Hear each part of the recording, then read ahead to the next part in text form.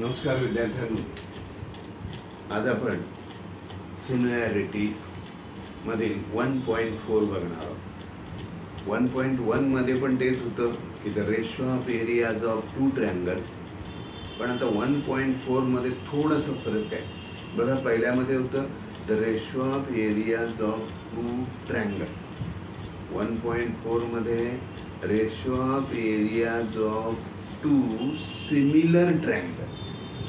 हा सिमिलर मुळे formula change होतो, नाहीतर पहिलं वाक्य तसंच आहे, the ratio of areas of two triangles, पण इथे टू ट्रायंगल स्पेशल केलेलं आहे।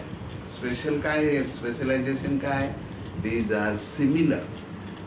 बघा इकडे लक्ष असू द्या, the ratio of areas of two similar triangle. आपण 1.1 मध्ये असं बघितलं, the ratio of areas of two triangles. आता बघतोय आपण ratio of areas of two similar triangles.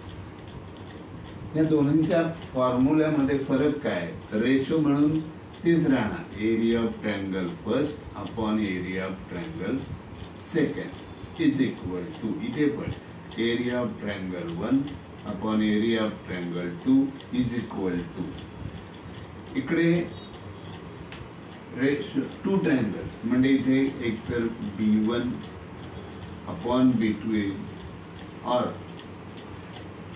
इथे लिहू असेल, और इकडे येणार H1 अपॉन H2। पण जर का ते सिमिलर असतील तर ही बाजू आहे यांना स्क्वेअर करायचं, म्हणजे इथे येणार B1 upon B2, B1 square upon B2 square, और H1 square upon H2 square. म्हणजे जर सिमिलर असतील तर हा जो पार्ट आहे हा पार्ट स्क्वेअर लिहिला पाहिजे, आणि त्यामुळे आपला गोंधळ होतो आणि आपलं सम चुकतं। मग आपण 1चं जास्त केलेलं असेल तर 1चं लिहित आहे 1.1 आणि इथे येतो 1.4। या दोन मधला फरक लक्षात घ्या, इथे ट्रायंगल्सच आहेत पण इथे सिमिलर आहेत, इथे साधे ट्रायंगल आहे। साधे ट्रायंगल असतील तर असं लिहितो आपण, त्याचे 3 ह्या फॉर्म्युले। ह्याच्यात आपल्या पुस्तकामध्ये फक्त इथे साईड आहे, आता इथे पुस्तकात इथे बेस म्हणजे साईड होते, हाईट मात्र ह्याच्यात पण आहे, हाईट 2चं स्क्वेअर पाहिजे पुन्हा। तर दोघांमधील हा एक फरक आपल्या लक्षात आला पाहिजे, म्हणून मी तुम्हाला 1.1 नंतर आज 1.4चं रिव्हिजन आपण करतो। आणि यामध्ये एवढंच लक्षात घ्या, द रेशो ऑफ एरियाज म्हणजे हा रेशो बघा, हा जो रेशो आहे हा रेशो स्क्वेअर घ्यायचा इकडचा आन्सर। ही जी राईट साईड आहे या फॉर्म्युल्याची, इकडे स्क्वेअर करा, काही घ्या तुम्ही, हाईट घ्या हाईटचं स्क्वेअर, तुम्ही बेस घ्या बेसचं स्क्वेअर, तुम्ही साईड घ्या साईडचं स्क्वेअर, तुम्ही मेडियन घ्या मेडियनचं स्क्वेअर, इकडे तुम्ही पेरिमीटर घ्या ट्रायंगलची स्क्वेअर, इकडे मात्र हेच येतं B1 B2 H1 H2 किंवा यांचं मल्टिप्लिकेशन, पण इकडे स्क्वेअर नसतो। सिमिलर आले ट्रायंगल की ही बाजू स्क्वेअर लिहायची, एवढं आज आपण लक्षात घेतलंय। आपण याचा पुढचा भाग घेऊया विद्यार्थ्यांनो। पुढचा भाग आपण एक मिनिट सॉरी चल, मग आज आपण काय करणार आहोत तर 1.4 मध्ये the ratio of areas of two triangles,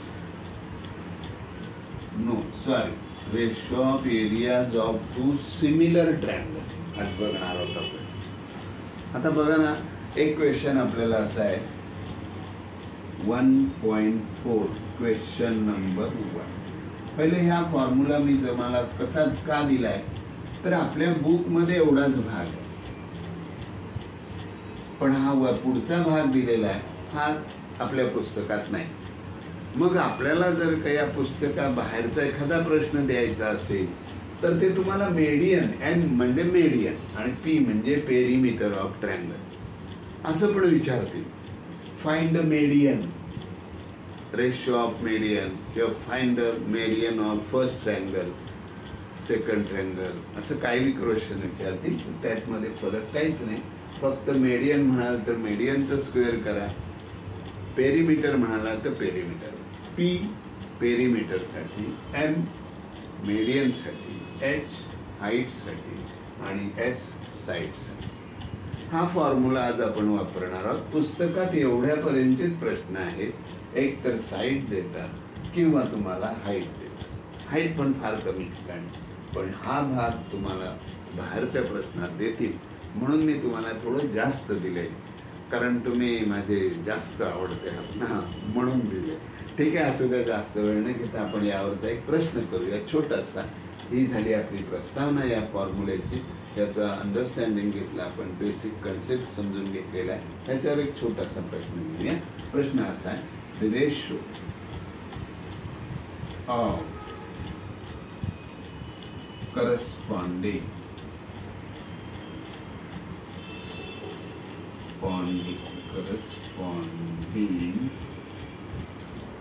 sides of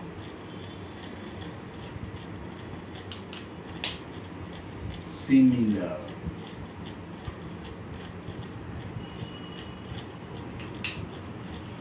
triangles is 2:3. Find the ratio of their areas. काय दिले बघा, काय दिले तर the ratio of corresponding sides. Sides means S1 upon S2 दिलेला आहे. 2:3. 2:3 म्हणजे 2/3. This is given. To find काय? Find the ratio of their areas म्हणजे A1 upon A2 आपल्याला फाइंड करायचं. महत्वाचा पॉइंट असा आहे की ट्रायंगल सिमिलर आहेत म्हणजे आपल्याला या साईडला जे काय एरियाचा रेशोज घेणार आहोत त्या बाजूला तुम्ही साईड घेतली तर साईडचा स्क्वेअर करायला विसरू नका. मग ह्यामध्ये हा गिव्हन दिलेला आहे आपल्याला. इथे आपण असं लिहूया गिव्हन आणि इकडे लिहा to find A1 upon A2. मग एवढं दिलेलं आहे आपल्याला इथे, तर मग आपण असं करूया, इकडे ते सॉल्व्ह करू. मग इथे लिहूया आपण वी नो, ब्लू पेन घेऊया आपण.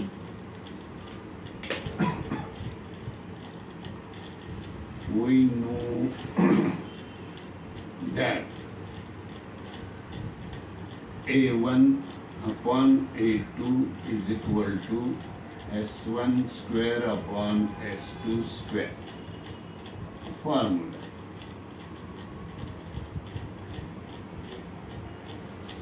We know that if triangle 1 similar triangle 2, therefore आपण हा फॉर्म्युला यूज करणार. मग चला याच्या व्हॅल्यू नाहीच आपल्याला, मग आपण असंच लिहिणार आहोत, हे असंच लिहिणार आहोत. इकडे S1 किती आहे बघा 2, मग 2 चा स्क्वेअर. हे किती आहे 3 चा स्क्वेअर. मग आता आपल्याला इथे येणार A1 upon A2 is equal to 2 चा स्क्वेअर आहे 4 आणि 3 चा आहे 9. Therefore A1 is to A2 is equal to 4:9. माझ्याकडे इकडे जागा तिकडे लिहावं लागेल, पण मला वाटतं एवढं दिसत असेल.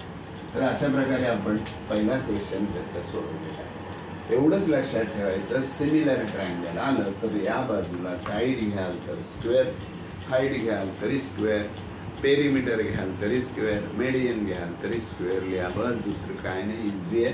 त्यामध्ये व्हॅरिएबल किती आहेत बघा, म्हणजे ज्याची माहिती नसलेली अक्षरं 1 2 3 4. तर यामधली आणि 2 दिली, 2 विचारली. यामध्ये कोणतेही 3 देतील आणि 1 विचारतील. तर याच्यात दुसरं काहीच नाही. क्रॉस मल्टिप्लिकेशन येणार आहे थोडासा, तर तो आपल्याला माहिती आहे. ठीक आहे विद्यार्थ्यांनो, आपण आज नवीन सिमिलॅरिटीमधील एक्सरसाइज 1.4 मधील 1 ते 6 क्वेश्चन मी तुम्हाला यावरचे पाठवेल. तुम्ही याचा असा अभ्यास करावा आणि तुम्हाला चांगले मार्क मिळावे ही सदिच्छा. आणि विद्यार्थ्यांना मात्र सबस्क्राईब करायला सांगा मित्रांना.